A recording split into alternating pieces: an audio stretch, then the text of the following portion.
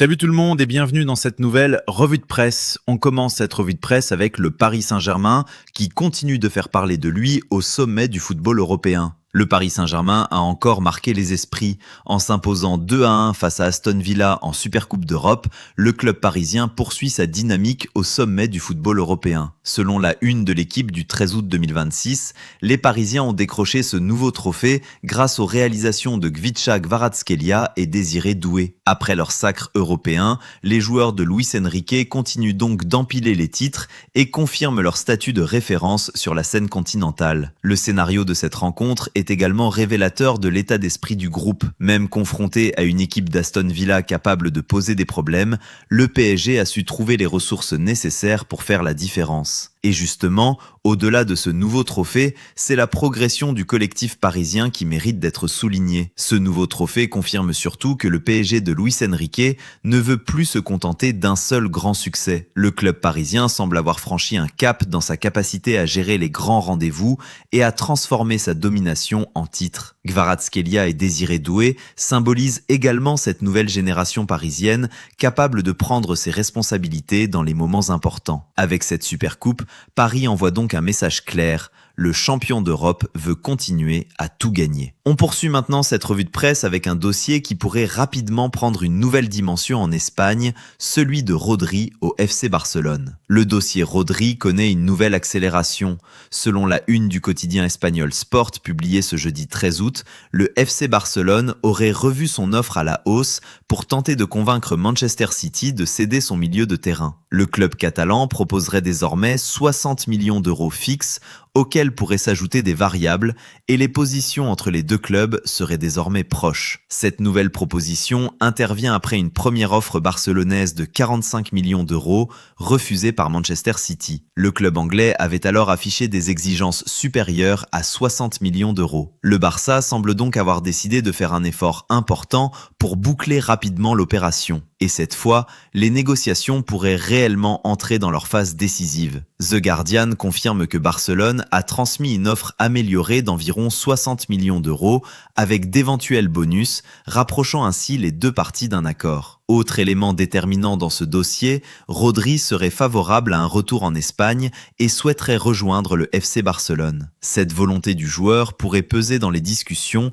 alors que Manchester City doit également réfléchir à la manière de compenser une éventuelle perte de son milieu de terrain. Du côté de Manchester City, le départ de Rodri obligerait forcément le club à trouver une solution au milieu. Plusieurs pistes sont évoquées, notamment celle menant à Enzo Fernandez de Chelsea, mais son prix, estimé très élevé, rend cette opération particulièrement compliquée. En clair, le Barça a considérablement rapproché son offre des exigences de Manchester City. Il ne manque désormais plus qu'un dernier accord sur les modalités financières pour que ce dossier puisse basculer. Le transfert n'est pas encore officiel, mais Rodri semble plus proche que jamais de Barcelone. On reste en Espagne, mais cette fois du côté de Madrid, avec le Real Madrid et une rencontre où un joueur a particulièrement retenu l'attention de la presse. Le Real Madrid s'est imposé 1-0 face au Deportivo La Corogne dans une rencontre où Brahim Diaz a été l'un des principaux protagonistes. Marca met particulièrement en avant l'international marocain avec le titre « Brahim abre la vitrina ». Autrement dit,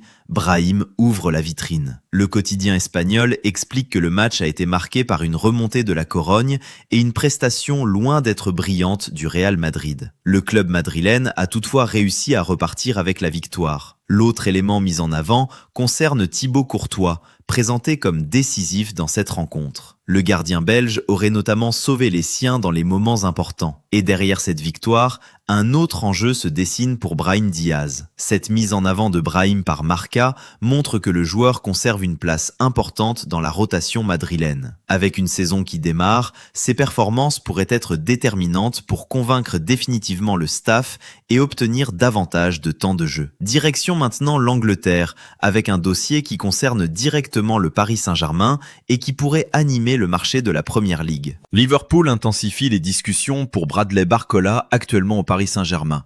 D'après le Daily Mirror, les Reds ont déjà échangé avec le PSG au sujet de l'ailier français et pourraient bénéficier d'une évolution favorable dans le dossier. Barcola est présenté comme l'une des priorités offensives de Liverpool cet été. Le joueur serait également surveillé par Arsenal, tandis que son avenir à Paris reste incertain. Le Mirror avait déjà rapporté que Liverpool préparait une offre importante pour tenter de convaincre le PSG. Pour Liverpool, Barcola pourrait représenter une recrue stratégique. Sa vitesse, sa capacité à éliminer en 1 contre 1 et sa polyvalence correspondent parfaitement au profil recherché pour renforcer le secteur offensif. Mais le PSG n'a aucune raison de faciliter son départ. Si plusieurs grands clubs anglais se positionnent, la concurrence pourrait faire grimper considérablement le prix du joueur. Le dossier est donc à surveiller de très près. Liverpool semble vouloir passer à l'action, mais Paris devra encore donner son feu vert. On traverse maintenant la Manche pour prendre la direction de l'Italie, avec un Inter Milan particulièrement actif sur le marché des transferts. L'Inter Milan est en train de vivre une véritable accélération sur le marché des transferts.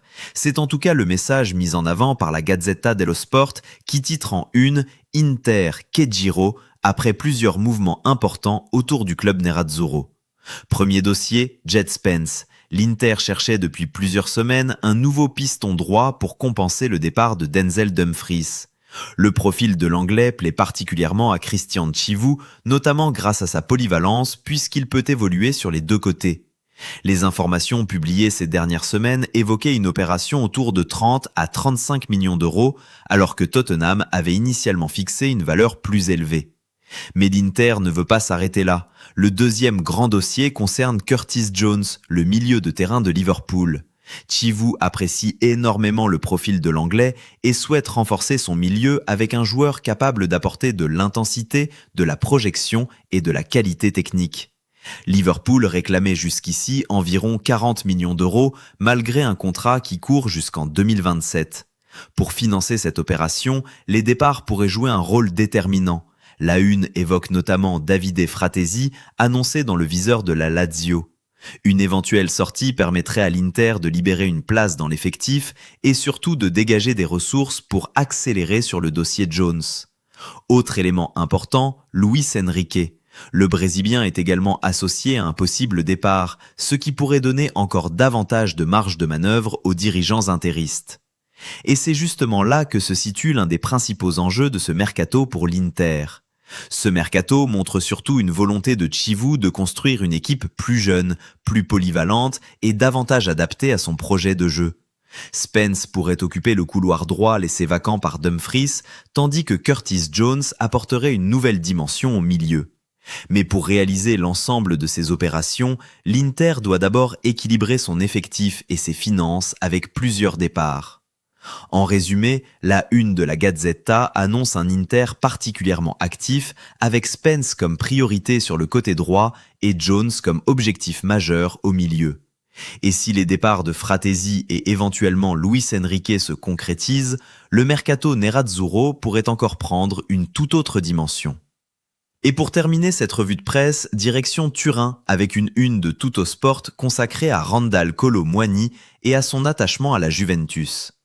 Tuttosport met Kolo Muani à la Une avec une déclaration forte. « Juve, je pensais à toi depuis 1 an ». L'attaquant français revient sur sa période compliquée à Tottenham et explique que son envie de retrouver la Juventus était toujours présente. Il affirme également être prêt à tout donner pour Luciano Spalletti. Ce discours montre surtout la détermination de Kolo Muani à réussir son retour à Turin. Après une période difficile, il semble vouloir repartir sur de nouvelles bases et retrouver la confiance. Pour la Juventus, avoir un attaquant aussi motivé peut être un véritable atout, mais le plus important sera désormais de confirmer cette volonté sur le terrain avec des buts et de la régularité. Et voilà, c'est la fin de cette revue de presse. N'oubliez pas de vous abonner à la chaîne et de liker cette vidéo. Merci à tous pour votre soutien et à très bientôt pour une nouvelle revue de presse.